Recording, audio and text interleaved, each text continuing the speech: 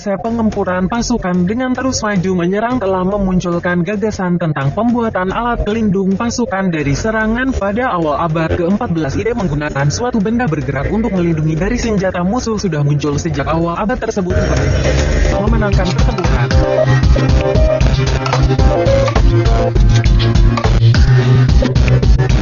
Yunani kuno menggunakan menara serbu yang dinamakan Helepolis. Dalam bahasa Yunani, Helepolis berarti pengambil kota. Helepolis secara harfiah dapat diartikan sebagai benteng berjalan. Benda itu merupakan menara tinggi yang dibangun dari kayu dan kadang-kadang diberi plat besi pada beberapa bagian. Benda ini dapat dimobilisasi selama perang. Ukuran Helepolis terbesar yang tercatat adalah setinggi 41,1 meter dan lebar 20,6 meter. Dengan berat 160 ton, Helepolis membutuhkan 3.400 orang untuk menggerakkannya melalui roda-roda besarnya di bagian bawah. Helepolis mempunyai beberapa lantai yang menjadi tempat peluncur proyektil batu adalah amunisi utama. Sayangnya konstruksi ini perlu digerakkan oleh tenaga manusia yang banyak dan sangat lambat sehingga mudah dihujani oleh tembakan panah. Helepolis dibangun jika pertahanan musuh tidak dapat dikalahkan dengan tangga serang atau dengan penggalian atau dengan menerobos dinding atau gerbang. Karena ukurannya yang besar dan tinggi, Helepolis sering menjadi sasaran bagi katapel batu besar. Untuk membalas serangan katapel, menara kepung juga dapat dilengkapi dengan alat peluncur proyektil tersendiri. Menara kepung digunakan untuk memasukkan pasukan ke dalam benteng musuh. Setelah menara kepung berada di dekat dinding pertahanan, maka tangga akan dikeluarkan ke arah dinding yang dengannya para prajurit akan maju ke dinding pertahanan musuh. Helepolis seringkali diisi dengan penombak, pemedang atau pemanah yang menembakkan kuarel ke arah pasukan pertahanan.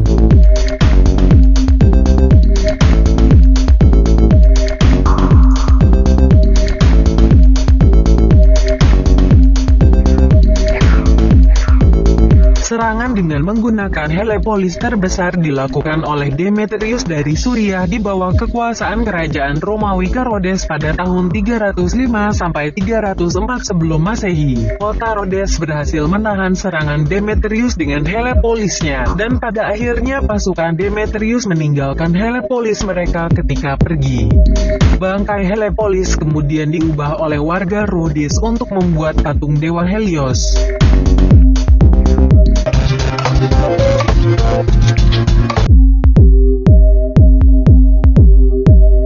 Katapult atau katapel tempur adalah perangkat yang digunakan dalam pertempuran untuk melemparkan atau melontarkan proyektil sampai jarak yang jauh tanpa bantuan bahan peledak. Kekaisaran Romawi memakai menara yang dilapisi pelindung yang menembak menggunakan katapult. Katapel tempur meliputi berbagai jenis mesin kepung pada abad kuno dan abad pertengahan.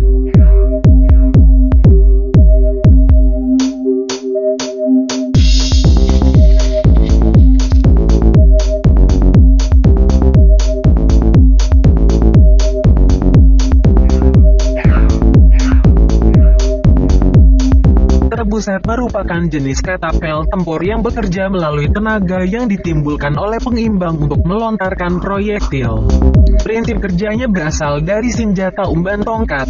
Bagian utama trebuset antara lain tali umban, lengan pengumban, dan beban pengimbang.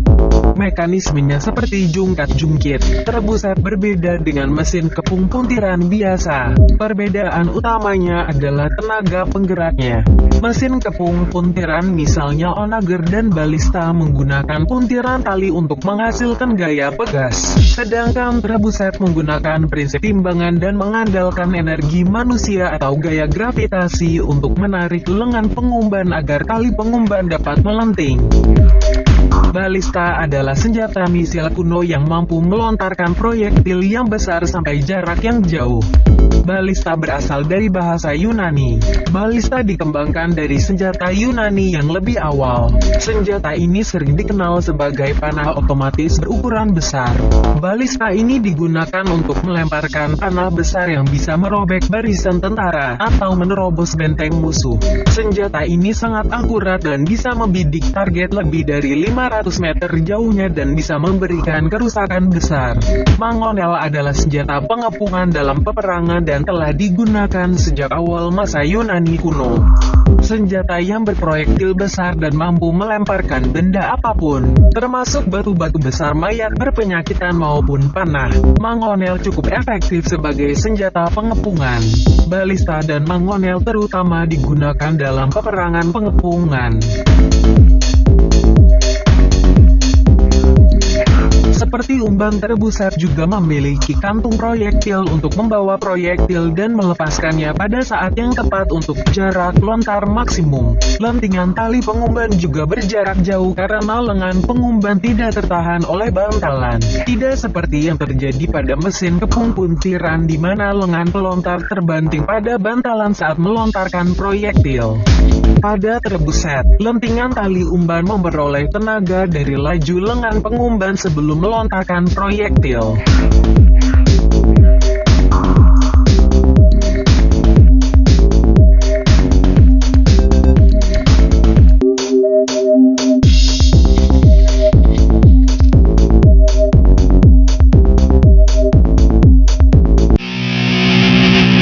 Pada abad pertengahan Polandia dan Ceko telah membuat kereta perang yang dilapisi baja. Dan Leonardo da Vinci pernah merancang kendaraan perang beroda. Gagasan mengenai alat perang yang tangguh pertama kali dikemukakan oleh Mariano da Jacopo dari Siena, Italia. Dengan sebutan The Fighting Unicorn dengan konsep tubuh berlapis baja yang diisi oleh beberapa prajurit, digerakkan dengan tenaga kaki prajurit yang berada di dalamnya dan dilengkapi dengan tanduk sebagai alat menyerang. Dengan tubuh berlapis baja tank berbentuk aneh itu berisi beberapa prajurit dengan jumlah ditentukan dan muat di dalamnya, bergerak dengan tenaga langkah kaki prajurit di dalamnya dengan tanduk unicorn di depan dengan berbagai pilihan posisi. Saat posisi di bawah sebagai tanduk atau pedobrak dan saat diangkat tentara akan keluar menyergap. Leonardo da Vinci mengemukakan konsep tank yang kurang lebih tidak jauh berbeda dengan konsep Mariano da Jacopo. Leonardo da Vinci lahir di Vinci, Provinsi Firenze, Italia tanggal 15 April tahun 1452. Konsep tank da Vinci berbentuk seperti kura-kura yang di dalamnya dilengkapi dengan meriam dan digerakkan dengan menggunakan roda, berbeda dengan da Jacopo yang digerakkan dengan kaki. Dalam rancangannya mengilustrasikan rencana sebuah bombar dengan 16 cannon dalam suatu lingkaran.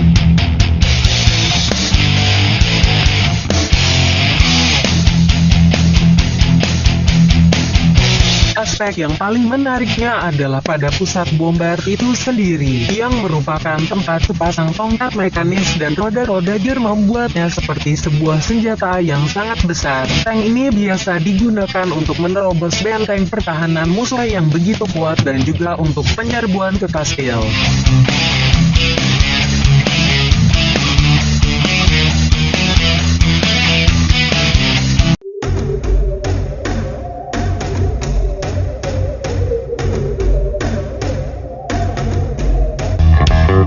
Abad ke-18 saat Ratu Victoria masih menjabat sebagai Ratu Inggris pada tahun 1770, Richard Edgeworth telah membuat konsep kendaraan berlapis baja yang berbentuk mirip dengan ulat yang bertenaga mesin uap. Selanjutnya tank yang berbentuk ulat ini digunakan saat Perang Crimean antara aliansi Kerajaan Inggris serta sekutunya yang melawan Kerajaan Rusia. Pada tahun 1855 desain tank ulat ini tidak berkembang saat Lord Palmerston menjabat sebagai Perdana Menteri Inggris kala itu.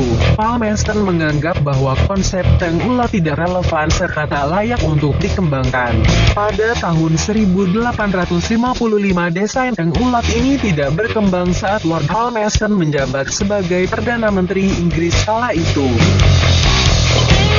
Di Prancis, seorang yang bernama Edward Boyan pada tahun 1874 telah merubah konsep tank milik Edgeworth yang semula berbentuk ulat menjadi sebuah kereta yang berlapis baja. Tank ini mampu menampung beban angkut 200 awak pasukan, namun tank ini memiliki bobot yang luar biasa, yaitu sekitar 120 ton.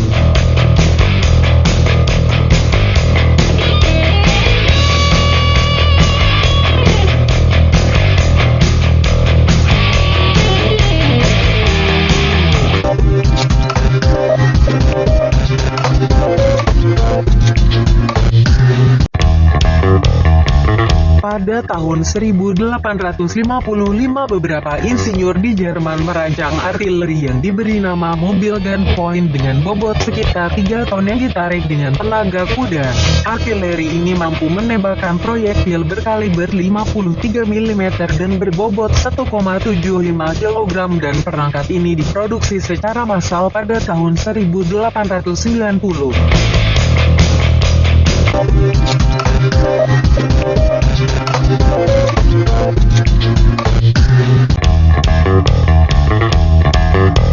Di Inggris pada tahun 1902, Fredericks merancang sebuah kendaraan tempur di atas roda yang mereka sebut sebagai motor worker, yang bisa diubah menjadi versi roda berantai dilengkapi dengan 2 senapan mesin yang bisa berputar yang dikembangkan oleh Ira Maxim. Pada tahun awal pecahnya Perang Dunia Pertama, pemerintahan Inggris kurang tertarik untuk mengembangkan perangkat ini yang terlihat semacam mainan mekanik berlapis baja sebagai sebuah tank, seperti Winston Churchill untuk mengatasi situasi saat itu, dan terciptalah sebuah Little Willie, dan akhirnya berkembang menjadi Big Willie yang dilahirkan tahun 1915.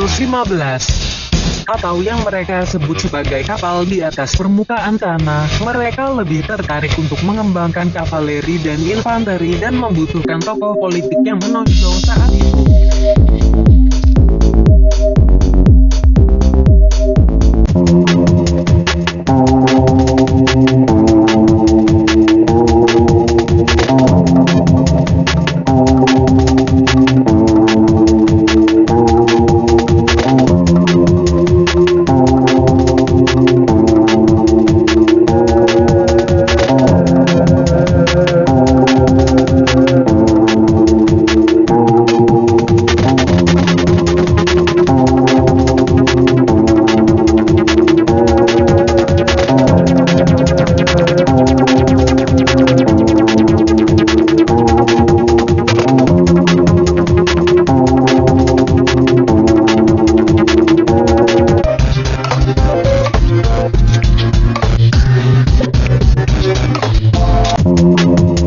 Latar belakang lahirnya Little Willie, gagasan untuk membuat sebuah kendaraan lapis baja yang mampu untuk menyapu kawat berduri yang biasanya diikuti oleh tembakan senapan mesin.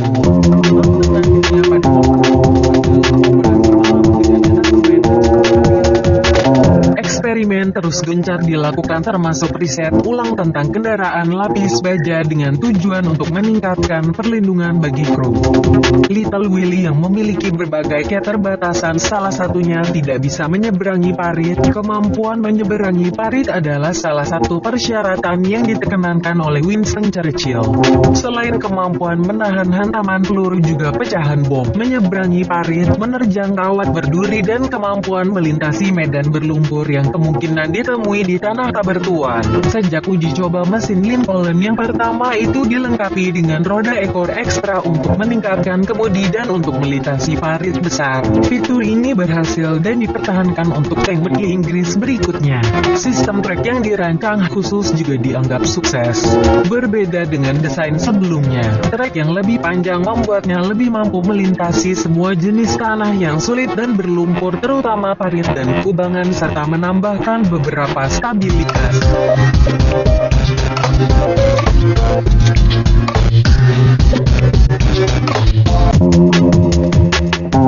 Sementara itu di Rusia, sebuah monster berbentuk lain bagaikan sebuah papan tulis yang dinamakan Mendeleev S Super Heavy Tank yang dibuat pada tahun 1911. Dibuat dengan penggerak mesin kekuatan 256 tenaga kuda dengan bobot mati seberat 86 ton, berbentuk persegi dan kesan brutal untuk sebuah mesin perang. Terakhir terulang pada sebuah tank yang bernama Ribins pada tahun 1916. Kendaraan tempur ini dibangun dari chassis sebuah traktor dari sebuah perusahaan pembuat traktor yang bernama Ribin.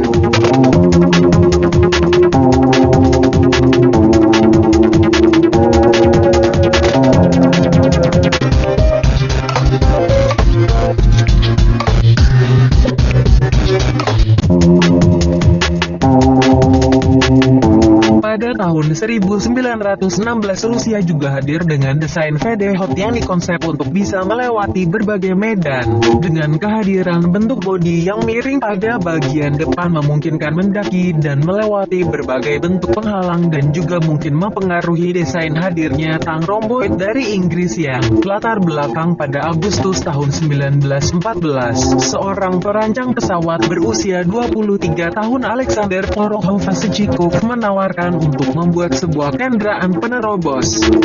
Desain dan anggaran telah selesai pada Januari tahun 1915 dan pada tanggal 13 Januari persetujuan telah diberikan untuk melanjutkan proyek tersebut didampingi oleh Kolonel Poklevsky Kozelov. VD-Hot yang mempunyai roda yang berjalan di atas trek Caterpillar tunggal yang luas yang diperkuat dengan karet pegas yang direntang menjangkau lebih 4 drum dengan drum kelima mengait trek dari atas. Dua roda kecil diletakkan di tepi trek dan bisa diturunkan untuk memandunya dengan diikuti oleh seterang.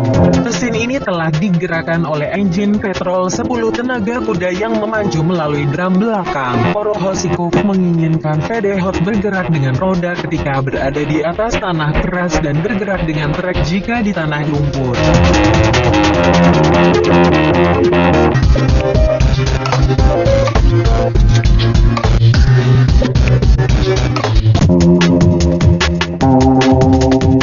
Sebuah mekanisme yang cukup indah didesain oleh Enlebe dan Co. pada tahun 1914 bisa menjadi sebuah tank yang terbesar yang pernah ada, yang memiliki bentuk teraneh, sebuah monster tank dengan bentuk yang khas lebih ramah, bobot mati 40 ton untuk sebuah alat tempur dengan dua roda yang sangat besar berdiameter 9 meter, yang disebut sebagai Sartank berasal dari nama Tsar Nikolai yang membiayai pembuatannya dan memiliki nama lain yang lebih sinistis yaitu Netapir yang berarti sebuah kelelawar vampir.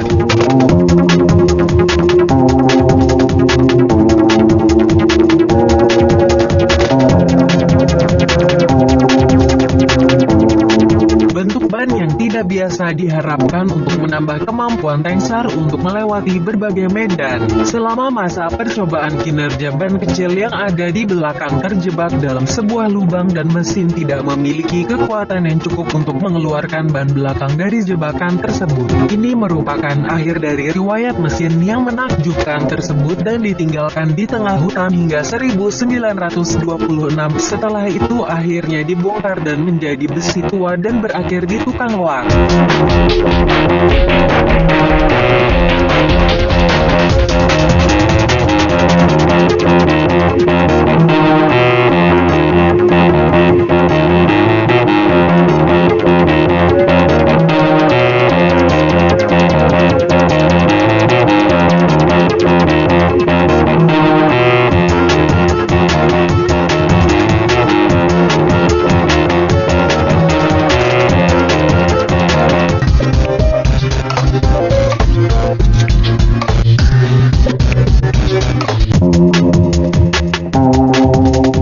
Iron Horse, mesin perang dari Italia tahun 1914. Inilah unit perangkat meriam bergerak andalan Italia yang digunakan pada Perang Dunia ke-1 yang dilengkapi dengan meriam berukuran 305 mm dengan kemampuan tembak sejauh 18 km yang diduga digunakan selama penembakan benteng Austria di pegunungan Alpen.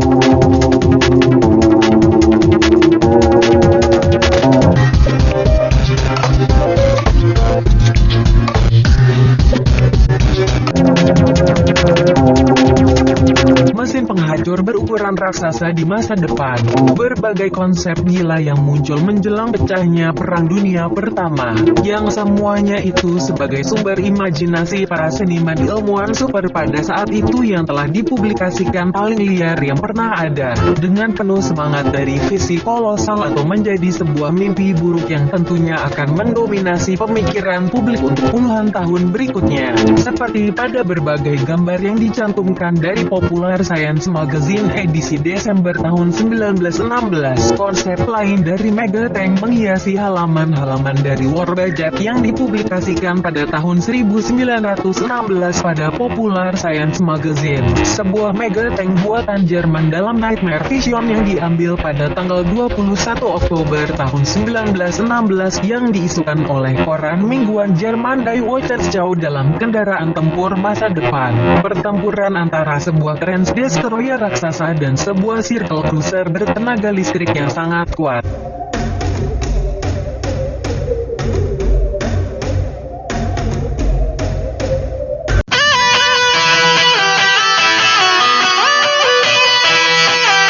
Di awal Perang Dunia Kedua, kekuatan militer Jerman seakan tak terhentikan. Mereka menguasai Polandia hingga Perancis, Norwegia hingga Yunani dalam waktu yang relatif singkat. Di kala itu muncul berbagai pemberitaan bahwa Jerman sudah menyiapkan detail peperangan jauh sebelum perang itu sendiri pecah. Sejak Perang Dunia ke-1 berakhir, teknologi militer berkembang seolah tanpa batas. Setiap hari seakan muncul sistem persenjataan baru yang semakin canggih dan mematikan. Dalam Perang Dunia Kedua, penggunaan teknologi untuk kepentingan perang begitu menonjol seperti tank, pesawat terbang, bom, bahkan senjata pemusnah massal. Negara-negara sekutu pemenang Perang Dunia ke-1 menganggap bahwa perang berikutnya tidaklah perlu dan mereka sudah menganggap bahwa doktrin yang mereka gunakan adalah yang terbaik. Perancis dan Inggris memproduksi tank dan kendaraan lapis baja, namun mereka menggunakannya sebagai infanteri support. Sedikit berbeda dengan Jerman yang justru menggunakannya sebagai kekuatan pendobrak serangan yang independen. Jerman justru menyatukan tanknya dalam formasi Schwerpunkt. Schwerpunkt yang dapat diartikan sebagai titik fokus artinya menyatukan daya militer untuk melakukan satu fokus serangan atau pertahanan. Taktik ini nantinya dikenal luas dengan sebutan Blitzkrieg karena hasil dari taktik ini adalah serangan kilat yang bertubi-tubi.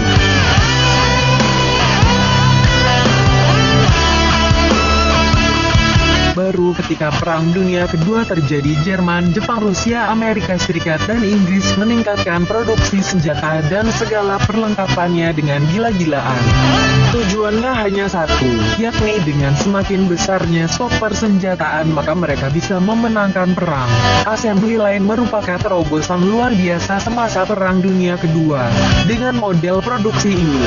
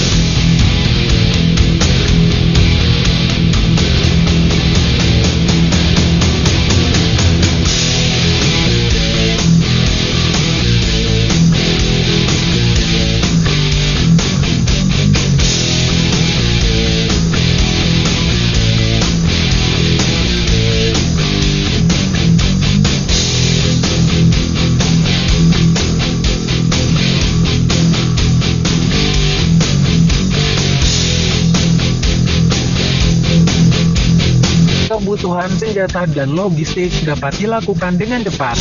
Amerika Serikat dan Uni Soviet mampu membuat puluhan ribu tanknya untuk menghantam gerak Nazi. Lebih dari itu, Amerika Serikat pun mampu membuat ribuan bom untuk menghancurkan kota-kota di Jerman dan Jepang. Dunia yang sebelumnya belum pernah melihat banyak senjata perang dalam medan pertempuran akibat Perang Dunia II. Hal ini benar-benar terjadi.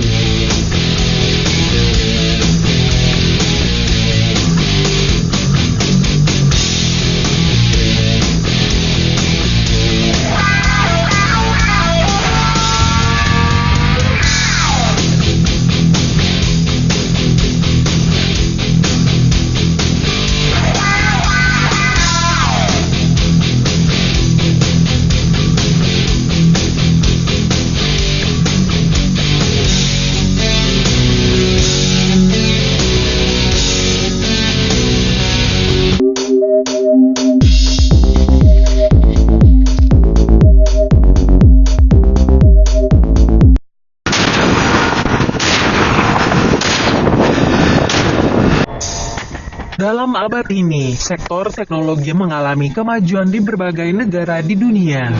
Negara-negara bersaing ketat dalam keunggulan teknologi andalannya. Ini merupakan sebagai kebutuhan yang wajib oleh setiap negara sehingga setiap wilayah di dunia ingin meningkatkan teknologinya. Karena dengan teknologi mereka dapat menunjukkan kekuatan, berjuang, melawan atau bertahan dari musuh mereka dari segala jenis. Pengembangan teknologi mencakup di berbagai aspek kehidupan tak lepas juga aspek militer dengan tujuan ingin membentuk negara yang kuat untuk pencapaian terbaik bagi negara dan warganya.